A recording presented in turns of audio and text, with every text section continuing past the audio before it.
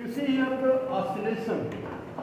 Oscillation means you can note down oscillations, to and fro motion of an object about its mean position is known as the oscillations. To and fro motion of an object about its mean position is known as the oscillation. To and fro motion of an object about its mean position is known as the oscillation.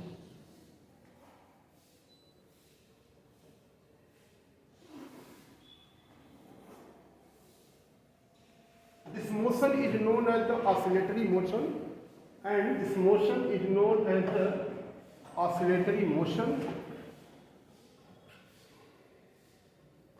It is also known as the vibratory or harmonic motion. It is also known as the vibratory or harmonic motion. Vibratory or harmonic motion.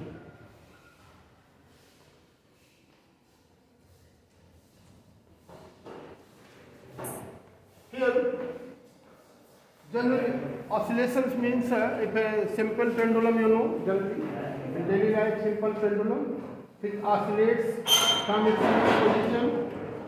Here from this is known as the equilibrium position. A pendulum which oscillates about its mean position. एक वाले it is equilibrium position, यहाँ 16 point पे गया, फिर mean पर, फिर 16 पे और फिर मीन पोजीशन पे आ जाता है. इसको हम एक ऑसिलेशन कहते हैं, ध्यान रखिए. मीन पॉइंट से एक्सट्रीम पे, एक्सट्रीम से मीन पे, फिर एक्सट्रीम पे, फिर मीन पे आना, इसको हम एक ऑसिलेशन कहते हैं. और इसे इसीलिए वाइब्रेटरी कहते हैं कि एक बार यह एक्सट्रीम मीन पॉइंट से एक्सट्रीम पे जाता है, मतलब मीन से एक्सट्रीम पे, फिर एक्सट्रीम से मीन पे आ जाता है, और फिर दूसरे एक्सट्रीम पे चला जाता है, और फिर मीन पे चला आता है. तो it is vibratory motion. like it travels like a wave. So it is known as the vibratory motion.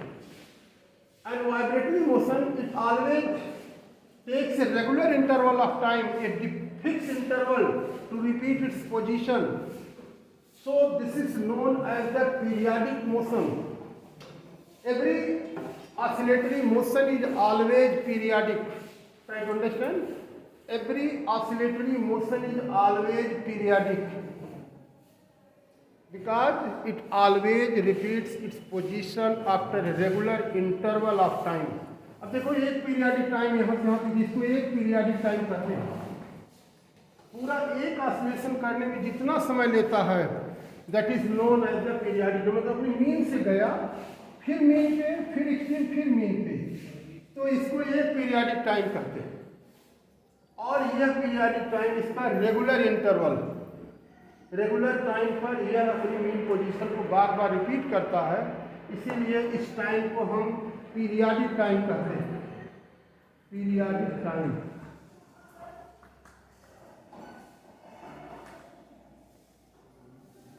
मतलब in oscillatory motion the particle repeats its position after a regular interval of time. This is known as the periodic time.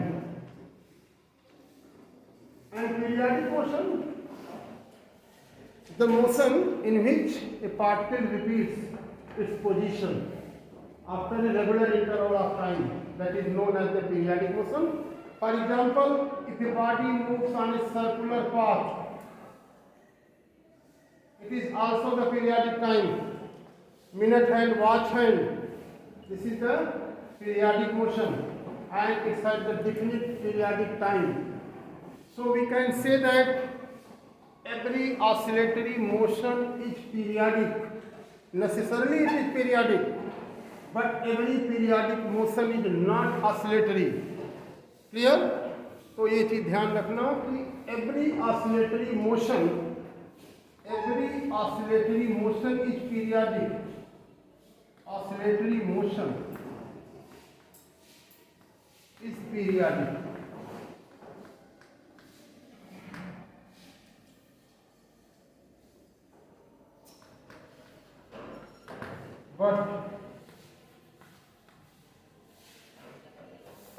periodic motion is not oscillatory. Every periodic motion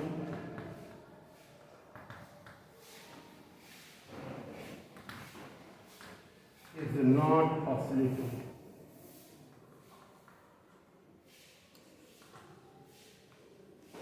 her oscillatory motion periodic होता है. Every oscillatory motion is periodic, but every periodic motion is not oscillatory. Periodic motion समझ में आया? हमने बताया highly payment एक regular interval पे आता है, वो भी 76 ईयर्स पे वो भी पीरियाडिक मोशन में आएगा. और वॉच हैंड, मिनट हैंड, तुम लोगों का आना जाना, ये सब पीरियाडिक में आता है. और पेंडुलम का और सारे म्यूजिकल इंस्ट्रूमेंट्स ये सब हार्मोनिक मोशन होते हैं. ऑसिलेटरी मोशन, वाइब्रेटरी मोशन और हार्मोनिक मोशन. तो ये हमारा डिफरेंस है ऑसिलेटरी मोशन और periodic motion.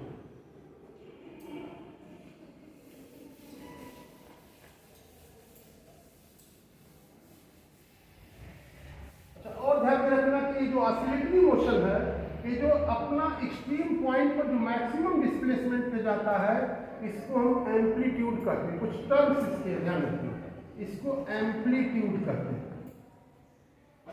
Maximum displacement from its mean position, इसके मीन पोजीशन से जो मैक्सिमम डिस्प्लेसमेंट होता है, this is known as the amplitude. इसे हम एम्पलीट्यूड कहते हैं. और मीन पॉइंट से किसी एक पर्टिकुलर पॉइंट पर इसे हम डिस्प्लेसमेंट करते हैं. तो और एक टाइम इंटरवल, एक ऑसिलेशन में जो समय लगता है, उसे हम पीरियाडिक टाइम कहते हैं. और पीरियाडिक टाइम हमने बता दिया कि एक्सट्रीम पॉइंट पे जाता है, फिर यहाँ आता है, फिर एक्सट्रीम दूसरे टाइम में, और फिर इस तरह से इसको एक पीरियाडिक टाइम हम कह लेते हैं. और यह पीरियाडिक फंक्शन की प्रॉपर्टी होती है कि साइन कर्व पढ़े, साइन कर्व, साइन एक्स का अगर ग्राफ बनाया जाए तो ओरिजिन से शुरू होता है. तो पीरियाडिक मोशन की प्रॉपर्टी है कि यह साइन या कोसाइन फंक्शन के टर्म में इसे एक्सप्रेस किया जा सकता है. और वही सिंपल हार्मोनिक मोशन कहलाता भी है कि जिसे हम साइन या कोसाइन के टर्म में हम एक्सप्रेस कर सकते हैं. ये साइन का कर्व है, y is equal to A sine theta. अब थीटा 0 पुट करोगे तो 0, थीटा अगर 90 डिग्री पुट करो तो y is equal to A maximum amplitude. Try to understand. A 0 तो 0, theta pi by 2 means 90 degree कर लो. इट इज पाई कर लेना, फिर 0, 3 पाई बाय 2 माइनस ए अपोजिट है, और फिर 2 पाई कर लो तो हो जाता है 0. तो अगर ग्राफ बनाए साइन का तो ऐसा ही ग्राफ बनता. तो so simple harmonic motion can be expressed in terms of the sine और कोसाइन. कोसाइन का ग्राफ कुछ कैसे बनता है? y is equal to A sine A cos omega t. अगर पुट कर ले A cos theta, what will happen? Theta is equal to 0, value is maximum. कुछ ऐसे बनता है. बात समझे? मतलब यह 0 से शुरू होता और ये 1 से शुरू होता है एक्सट्रीम पॉइंट. तो इसलिए ये एक्सट्रीम पॉइंट से, तो ऑसिलेशन हम दो तरह से मेजर करते हैं, एक मीन पॉइंट से, एक एक्सट्रीम पॉइंट से. एक पार्टिकल अगर एक्सट्रीम पॉइंट से मीन पे गया, फिर दूसरे एक्सट्रीम पे गया, फिर मीन पे आया, और फिर एक्सट्रीम पे चला गया, इसे भी एक ऑसिलेशन कहते हैं. ध्यान में रखना. मतलब मीन से तो गया ही, अगर एक्सट्रीम से मीन पे, तो जो एक्सपेरिमेंट भी हम लोग लैब में करते हैं, वो भी इसी तरह से करते हैं कि जब कभी पेंडुलम को ऑसिलेट कराते हैं तो उसका ऑसिलेशन काउंट करना होता है. तो हम या तो एक्सट्रीम से यहाँ गए और फिर आया 1, फिर 2, फिर 3, ऐसे करके काउंट करते हैं, और या तो मेन पॉइंट से करते हैं. ये ऑसिलेटरी मोशन है. Oscillate, you know that every circular motion is periodic motion. And what is the relation between the circular motion and the simple harmonic motion. So the circular motion and the simple harmonic motion.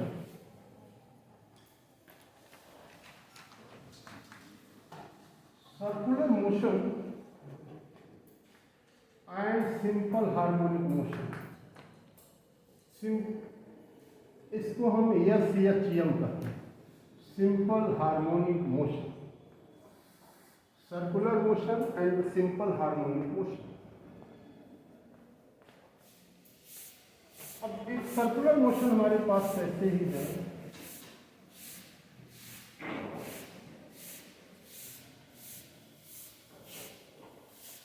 बड़ा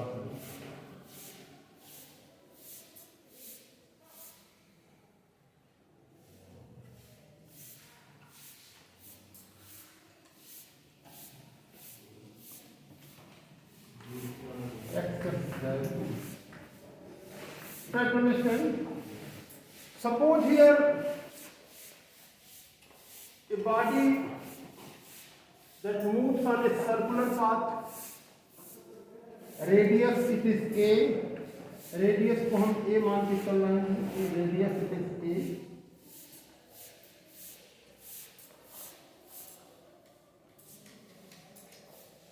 Here you see this. When particle moves from F, then suppose it moves to point P. जब यह point P पे पहुंचता है तो foot of perpendicular जरा देखना,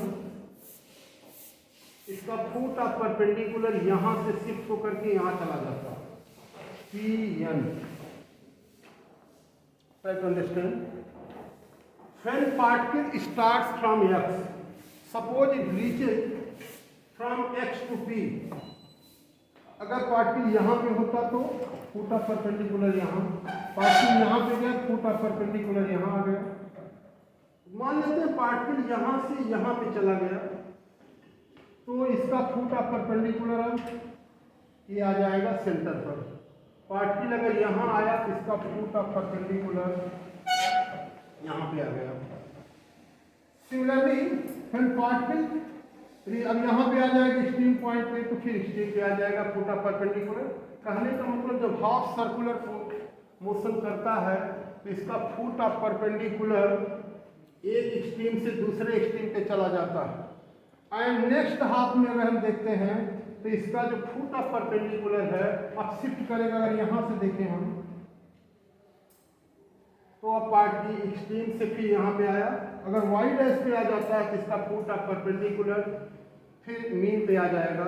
और and when completes one circular motion its foot of perpendicular completes one oscillation. Try to understand. Oscillation हमने बताया था कि एक्सट्रीम पॉइंट से दो तरह से ऑसिलेशन, एक्सट्रीम से फिर एक्सट्रीम पे आना या मीन से. यहाँ पे ध्यान रखना कि जब कोई part, what is the relation between the circular motion and the simple harmonic motion. जब एक पार्टिकल कंप्लीट सर्कुलर मोशन करता है उस समय उसका जो फुट ऑफ परपेंडिकुलर है वो कंप्लीट ऑसिलेशन कंप्लीट कर लेते हैं, एक ऑसिलेशन कंप्लीट कर लेता है. यहाँ पे हम देख रहे हैं कि जब पार्टिकल यहाँ से यहाँ तक पूरा चलता है तो इसका फुट ऑफ परपेंडिकुलर पूरा एक ऑसिलेशन कंप्लीट कर लेता है. हाफ में फुट ऑफ परपेंडिकुलर यहाँ से यहाँ तक आता है, नेक्स्ट हाफ में एक्सट्रीम से फिर यहाँ तक पहुँच जाता है, मतलब एक ऑसिलेशन कंप्लीट करता है. इसी के साथ एक्स एक्सिस ये है. अगर वाई एक्सिस के रेस्पेक्ट में अगर हम देखें तो यहाँ तक foot of perpendicular mean point से शुरू हो रहा है. ध्यान रखना, यहाँ से जब पार्टिकल ऑसिलेट करना शुरू करता है तो फुट ऑफ परपेंडिकुलर एक्स से यहाँ पे ड्रॉप किया जाएगा. अभी फुट ऑफ परपेंडिकुलर कहाँ पे है? मीन पॉइंट पर है. When it completes 1/4 oscillation, particle यहाँ तक गया तो फुट ऑफ परपेंडिकुलर मीन से एक्सट्रीम पे चला गया, तो मीन से एक्सट्रीम पे चला गया. ध्यान में रखना. अब हम यहाँ से जैसे जब हाफ करता है तो क्या हो रहा है, पार्टिकल का फुट ऑफ परपेंडिकुलर यहाँ पे आएगा और हम देख रहे हैं कि यहाँ पे अब फुट ऑफ परपेंडिकुलर कहाँ फिर एक्सट्रीम से फिर मीन पे आ जाता है. और हम इस तरफ फुट ऑफ परपेंडिकुलर की बात कर रहे हैं. जैसे ही नेक्स्ट 1/4 में जाता है फिर तो ये foot of perpendicular next stream A जो है फिर ऐसे चला आएगा, फिर यहाँ पे मीन पे आने के बाद नेक्स्ट स्ट्रीम पे, और फिर यहाँ पे आ जाता है। कहने का मतलब जब यहाँ आ जाएगा फिर मीन पे आ जाएगा। कहने का मतलब दो एक्सिस है और दोनों पर 2 फुट ऑफ परपेंडिकुलर हैं, दोनों ऑसिलेशन करते हैं। एक मीन पोजीशन से स्ट्रीम पे जाता है और एक स्ट्रीम से फिर स्ट्रीम पे आ जाता है। कहने का मतलब कि there is a relation between the circular motion and the simple harmonic motion. So on this basis you can note down when a particle moves along a circular path, when a particle moves along a circular path,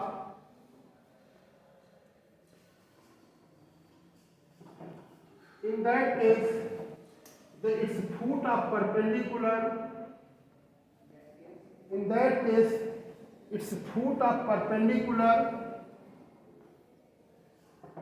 completes a oscillation. Its foot of perpendicular completes a oscillation, completes an oscillation. As the foot of perpendicular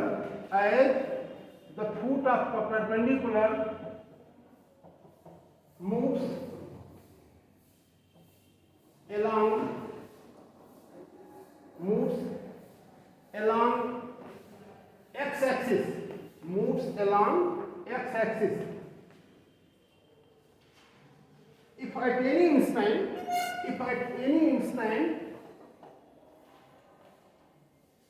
its displacement from the mean position is x, its displacement from mean position is x. Try to understand. अगर किसी समय point P पर है foot of perpendicular, यहाँ पे particle P पे गया और यहाँ पर अगर हम परपेंडिकुलर ड्रॉप कर ले, यहाँ से ये डिस्प्लेसमेंट अगर x है और मान लेते हैं कि ये angle theta, then what will be the cos theta. इसका हम इक्वेशन निकालते हैं किसी डिस्प्लेसमेंट में cos थीटा, तो what will be the cos theta, it is equal to triangle OPM, what will be the cos theta? Cos theta is equal to x upon a. X is equal to a cos theta. If omega is the angular velocity, you know that omega is equal to displacement upon time. So theta it is equal to omega t. So we can write as x is equal to a cos omega t. A cos omega t. And here you see along y-axis, here it is along x-axis. Along y-axis you see this, along y-axis. If it is theta, then this will be also theta, alternate angle. And if this displacement from the mean position is y, इसका coordinate हम x y अगर consider करें तो on the x axis it is x, on the y axis it is y. In triangle OPN dash, in triangle OPN dash, this is n dash. What will be the sin theta? Sin theta it is equal to y upon a. Thus y it is equal to a sin theta, and theta is equal to omega t. So y is equal to a sin omega t. Thus we see that since the foot of perpendicular completes one oscillation and the displacement of the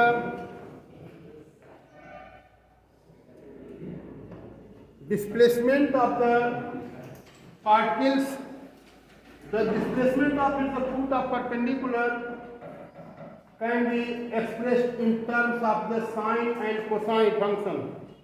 अब देखो foot of perpendicular एक clear हो गया oscillatory motion से कि फूट of perpendicular ये हमेशा oscillatory motion करता है। जब एक पार्टिकल सर्कुलर मोशन करता है उस समय इसका फूट ऑफ परपेंडिकुलर एक ऑसिलेशन कंप्लीट करता है, मतलब ऑसिलेटरी मोशन करता है।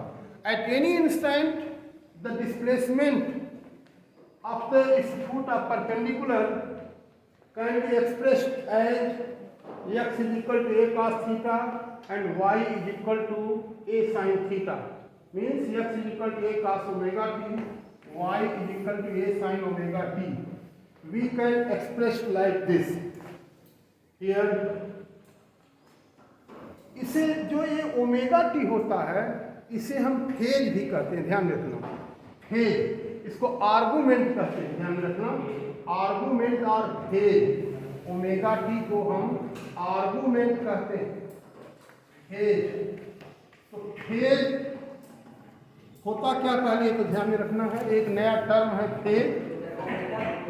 नहीं, फेज है क्या, ओमेगा टी को आर्गुमेंट कहते हैं। Argument we have y is equal to A sine omega t, और यहाँ पे ये जो ओमेगा टी है इसे हम आर्गुमेंट कहते हैं।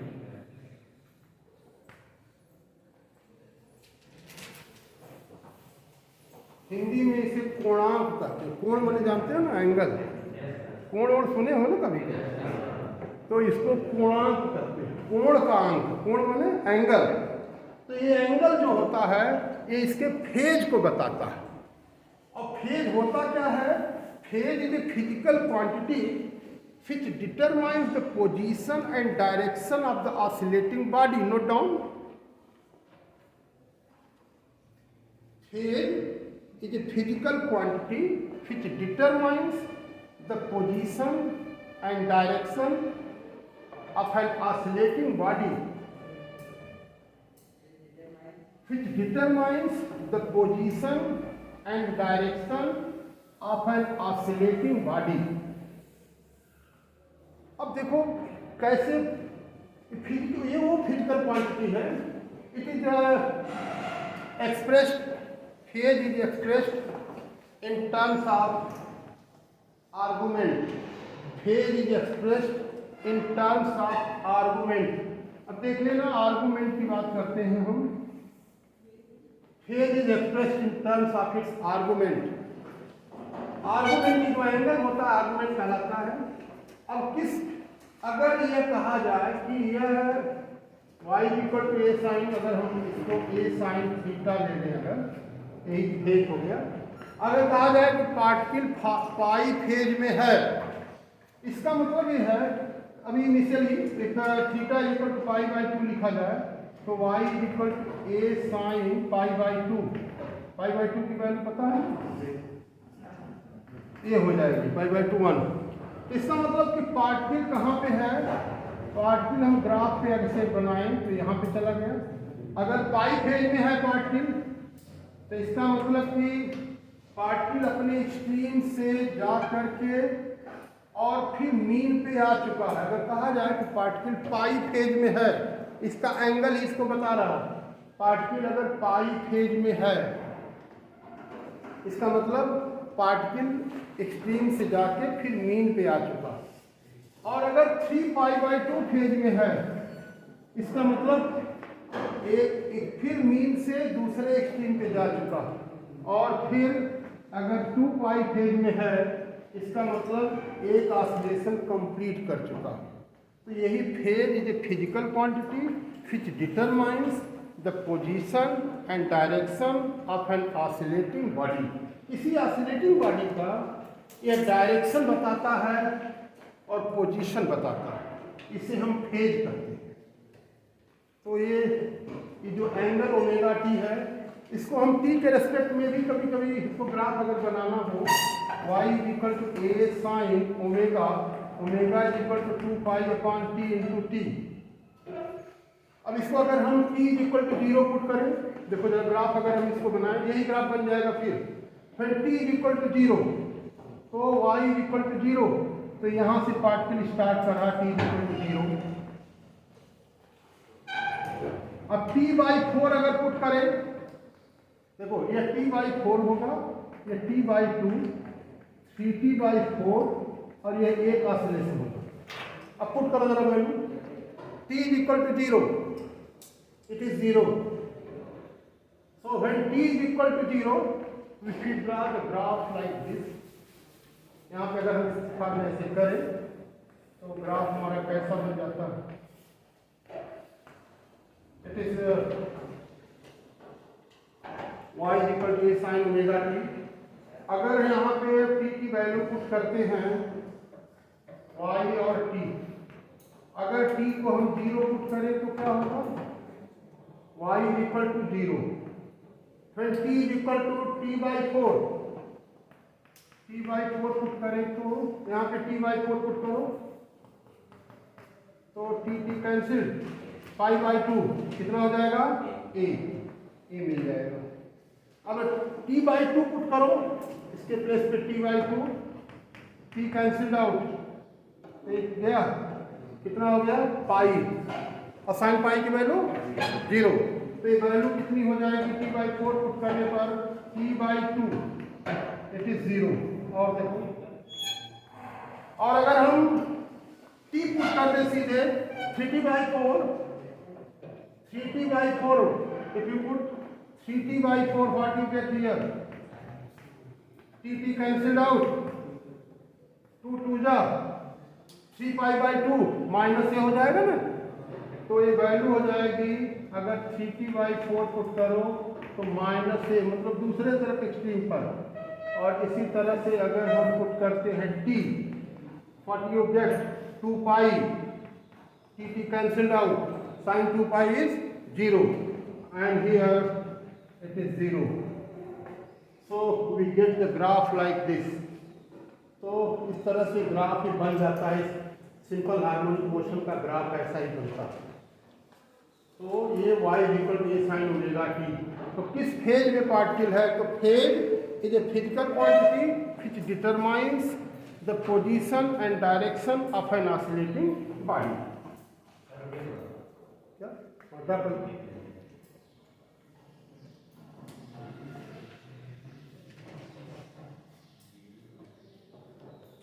9th में थोड़ा बहुत पढ़े होगी उस टाइप का। यहाँ पे t है, 3t/4 है, t/2 है और t/4 है। ट्रिग्नोमेट्री में साइन का कर्व पढ़े होगे, अभी क्या तुम ऑनलाइन ठीक से पढ़ नहीं पाए। इस साइन कर्व कास कर्व होता है, कुछ ऐसा ही है। तो सिंपल हार्मोनिक मोशन की प्रॉपर्टी है कि यह हमेशा साइन और कोसाइन के टर्म में ही इसे एक्सप्रेस किया जा सकता है। अगर साइन और कोसाइन के टर्म में एक्सप्रेस नहीं किया गया तो कभी सिंपल हार्मोनिक मोशन नहीं होगा, ये ध्यान में रखना। तो इसकी एक प्रॉपर्टी है, it can be expressed in the sine and cosine term.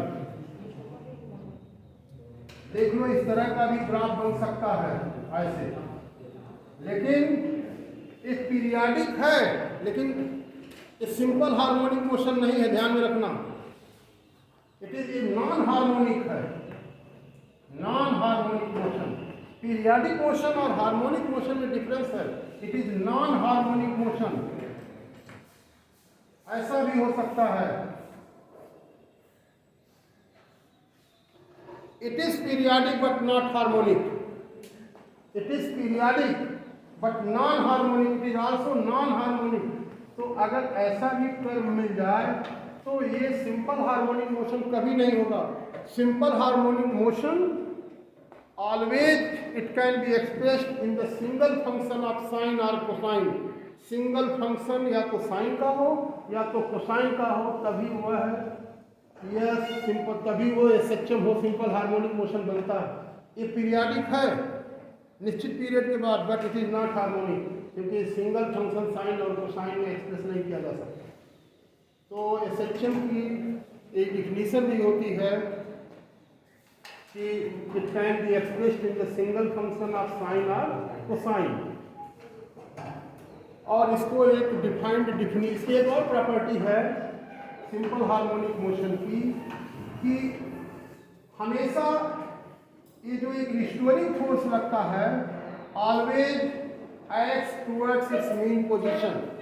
हमेशा जब भी पार्टिकल मीन पोजीशन से दूर जाता है, इसका जो एक रिस्टोरिंग फोर्स होता है always acts towards it's mean position. इधर जाएगा इधर खींच के लाएगा, इधर जाएगा हमेशा इधर खींच के ले आता है। इसीलिए इसको हम रीस्टोरिंग फोर्स कहते हैं। रीस्टोरिंग में रीस्टोर करता है। तो सिंपल हार्मोनिक मोशन लिख सकते हो कि thus we can define the simple harmonic motion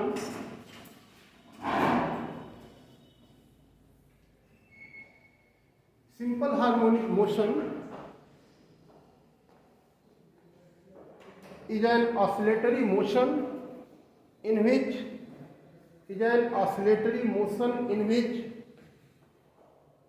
a restoring force always acts towards in which restoring force always acts towards its mean position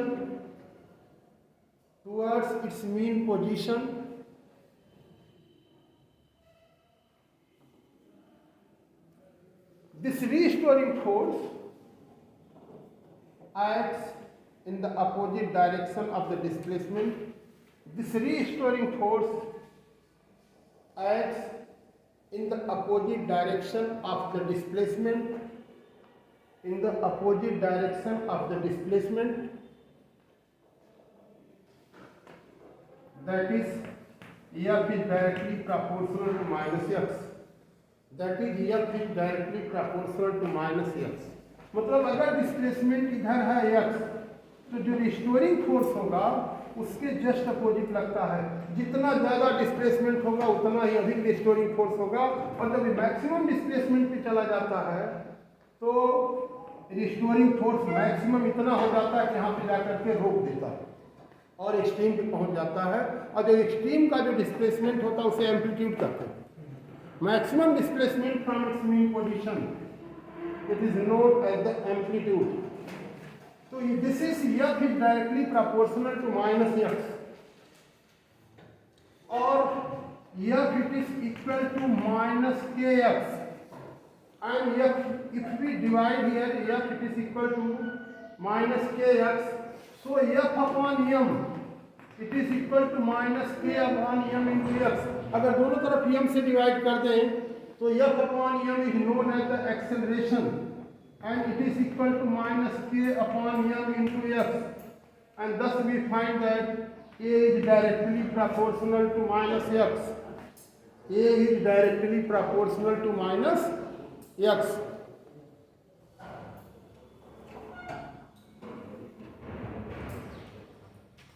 In other words, we can explain that the simple harmonic motion in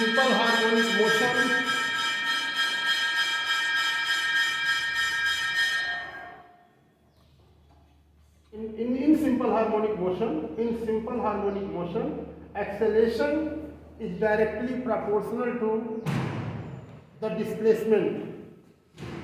Acceleration is directly proportional to its displacement,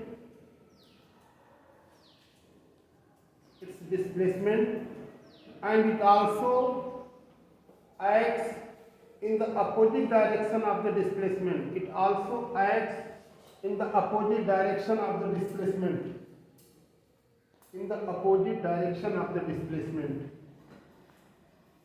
तो ये simple harmonic motion की property है कि यह हमेशा, इसमें जो restoring force होता है डिस्प्लेसमेंट के हमेशा अपोजिट होता है।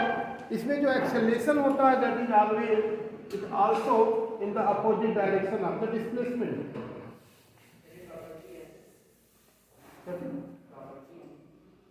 क्या है ये मतलब है इसकी, हाँ एक प्रॉपर्टी में आ जाता है, और यही प्रॉपर्टी इसको डिफाइन भी करता है कि सिंपल हार्मोनिक मोशन की ये प्रॉपर्टी में आता है और ये प्रॉपर्टी इसकी नेसेसरी कंडीशन है कि हमेशा रिस्टोरिंग फोर्स इसके डिस्प्लेसमेंट के हमेशा अपोजिट होता है। अच्छा, एक चीज और ध्यान में रखना, एक इनिशियल फेज देखना क्या होता है। इनिशियल फेज आर इपोज कहते हैं, इपोज। जैसे अगर एक सर्कुलर पाथ में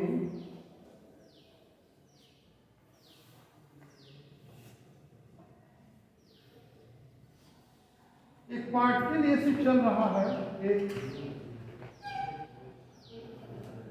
किसी समय एक phi naught, try to understand, किसी समय एक पार्टिकल ए पर है, अपने इनिशियल पॉइंट से फाइव नॉट एंगल पर है। अगर ए से बी मूव कर रहा है with angular velocity omega, so angular displacement in time it is equal to, that will be this angle, it is equal to what is, this is, suppose this is theta, so what will happen, if this is theta it is equal to omega t,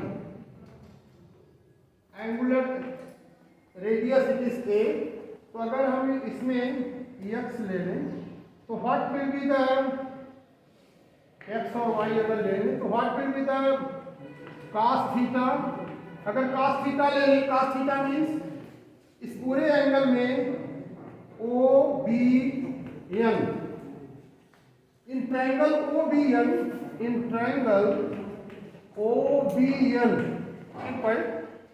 O B N, what will be this whole angle, इसको अगर हम ले लें, पूरे को ले लेते हैं यहाँ पे, अगर थीटा ले लें पूरे एंगल को, तो हमारे पास एक cos theta it is equal to x upon a, and x is equal to a cos theta, theta it is equal to omega t plus phi naught, so it is equal to a cos omega t plus phi naught।